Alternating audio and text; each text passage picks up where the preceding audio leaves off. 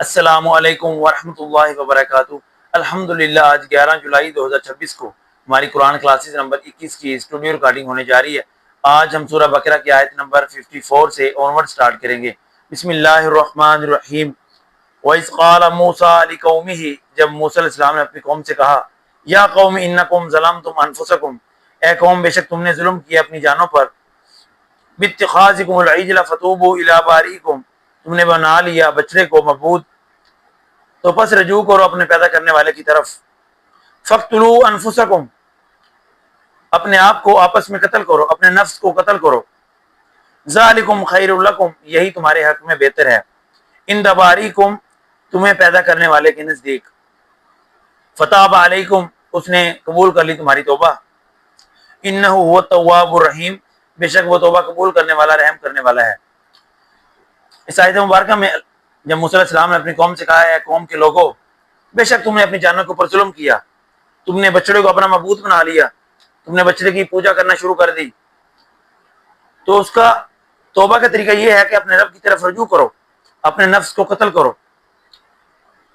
تو بے شک وہ تمہاری توبہ قبول کرے گا، رحم کرنے والا ہے۔ اس کی توبہ کا طریقہ جو تھا، جو مقرر کیا گیا تھا، وہ یہ تھا کہ اپنے نفس کو قتل کرو۔ فَاقْتُلُوا أَنفُسَكُمْ، اپنے آپ کو آپس میں قتل کرو۔ اس کی تفسیر مفسرین نے دو طریقوں سے کی ہے۔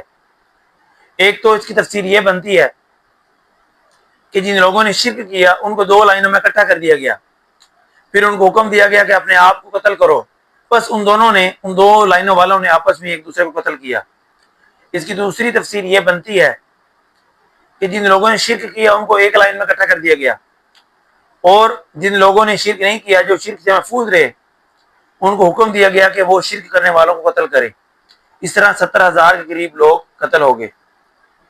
وَإِذْ قُلْتُمْ يَا مُوسَىٰ، جب تم نے کہا اے موسیٰ، لَن نُؤْمِنَ لَكَ حَتَّىٰ نَرَى اللَّهَ جَهْرَةً، ہم اس وقت تک ایمان نہیں لائیں گے جب تک کہ ہم کھلم کھلا اپنے رب کو دیکھ نہ لیں۔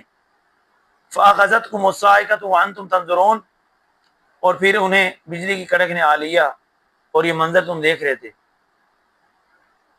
اس آیت مبارکہ کی تفسیر مفسرین نے کچھ اس طرح سے کی ہے کہ جب موسیٰ علیہ السلام اپنی قوم کے ساتھ کوہ طور پہ گئے تو واپسی پر 70 کے قریب لوگوں نے کہا کہ اے موسیٰ، ہم اس وقت تک ایمان نہیں لائیں گے جب تک کہ ہم اپنے رب کو دیکھ نہ لیں۔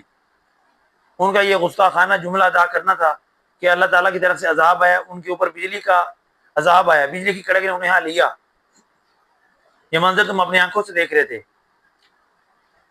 جب ان کے اوپر عذاب آیا تو موسیٰ علیہ السلام سخت پریشان تھے، تو انہوں نے اللہ تعالیٰ سے دعا کی، اللہ تعالیٰ نے انہیں دوبارہ زندہ کیا۔